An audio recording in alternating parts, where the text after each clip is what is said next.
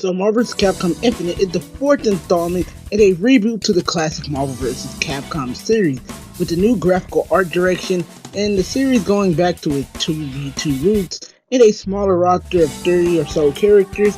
Is MVCI garbage as the community has led it to be, or is it a step in a new version of the game? Find out today in today's Marvel vs. Capcom Infinite review.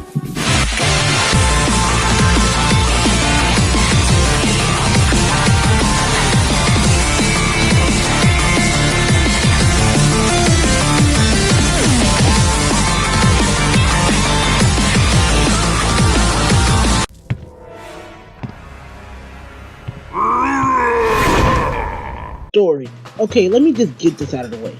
The story is pretty awful and all over the place. I give you a basic understanding thing so you can kind of get it, but I'm going to try to do it without giving away too much of spoilers. Oh, fuck that, we're giving it a lot of spoilers. So an event called the Incursion happened, fusing the two universes together. Ultron and Thanos, as well as Lady Death, Sigma and Jedha all team up to divide and conquer each of these universes. Jedha the Dark World, Ultron, Sigma, X-Guard, and Earth, while Thanos wants to be freed and start an uneasy alliance with our hero. You're not asleep by now. Be confused. Wait till we get to the heroes. First off, that terrible story demo is legit the beginning.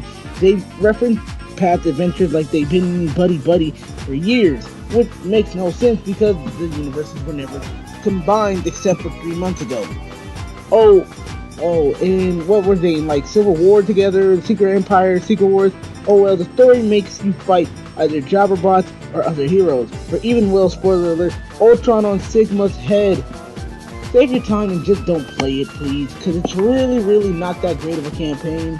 With this campaign, the only positive is it lets you try out the whole cast, so you can decide whether you like certain characters or not. So it basically allows you to play the whole cast and get a better understanding of each character. I guess it's sort of a positive, but it's not really worth it because you can just do that in training mode. Gameplay. So the gameplay is the highlight of the game, giving us 2v2 combat that reminds us of Marvel vs. Capcom 1. Not as hectic or over the top, but it's about a little bit of both, kind of giving you a little bit of the right amount of each of this. And each character feels unique. One major gripe with the game is the roster now. Look, Marvel's side is understandable, right? So with the movies and all that jazz. But with Capcom, they have no excuses. They could have used Azura from Azura's Wrath. They could have used Ryu from Breath of Fire. They could have used Leon from Resident Evil instead of Chris. But they had their reasons and each character feels unique. With my personal team being Ryu and Captain Marvel and Morgan and Spider-Man. Online netcode is amazing, but finding an actual match, that's the challenge. That's the kicker right there. On PS4, legit, in the first MVCI video I made, it took me either 8 tries to find the match, but overall the gameplay is what makes it worth over $20 to at least $40 game.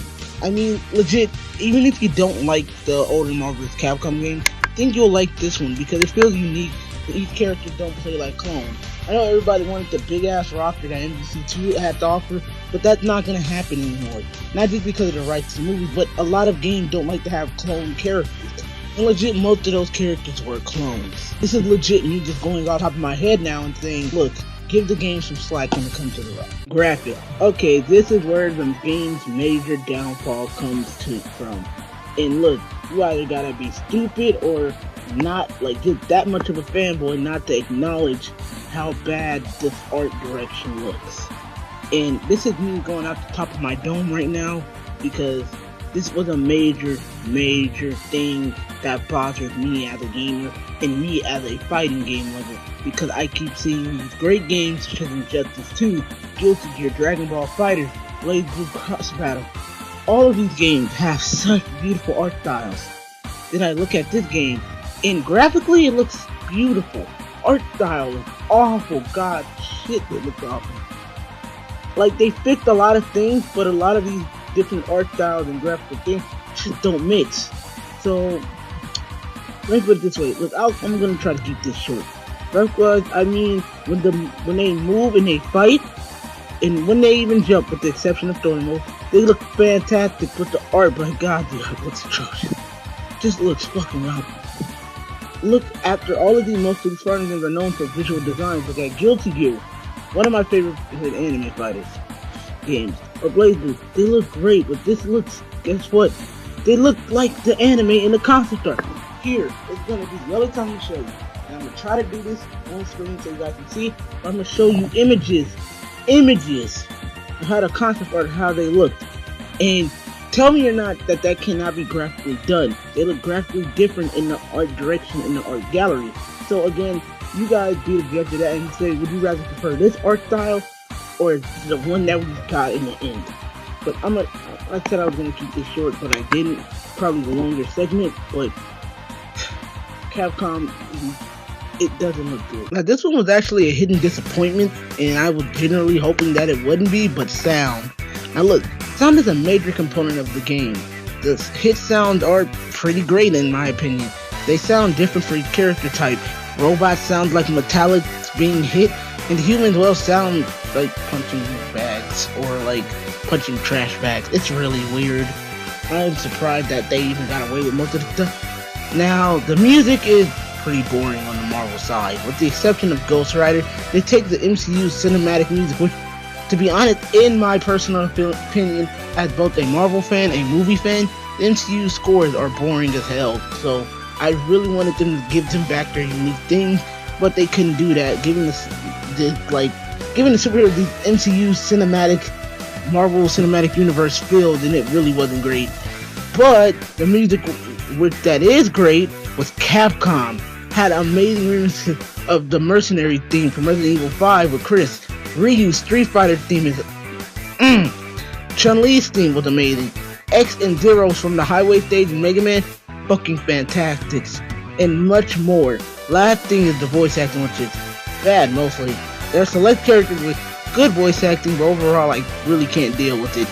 Some of the really good voice acting I may think is Robbie Damon as Spider-Man, pretty much Captain America's voice acting, though he had cringy ass lines. Who else sounded pretty good? Ryu, of course, and the Hulk. But then again, you can't fuck up the Hulk, legit. Also, Rocket Raccoon had a really amazing voice, but overall it was a great thing, and I feel like we should really stick with that. And the voice acting is awful, but that's pretty good. Some bad ones are Morgan and freaking Chun-Li and a couple more, and if I stayed on the voice acting, I wouldn't be here all day. So yeah, sound is at the most, I'm gonna give that a B, I mean a C minus. It was not great. So my closing statements. So this game bad? Absolutely not. Gameplay is fluid, online is awesome, learning curve is great, and overall an alright addition to the series. Notice an alright addition compared to the fantastic additions we got earlier in game development. So to the series, I feel it's a good game. That only doing stuff we can give is a good score, but don't let the internet pretty much have your opinion on it, and don't try to make me try to sell you a game that you don't want. Again, you can skip this, but I spent $60 and I enjoyed my purchase. Not just that, but I feel like the major downfall that definitely keeping the game from being good is Capcom. Capcom as a company had this whole money-hungry ordeal where it comes with, do we want to deliver a great product, or do we want to just give our customers ass or DLC out of the woodworks?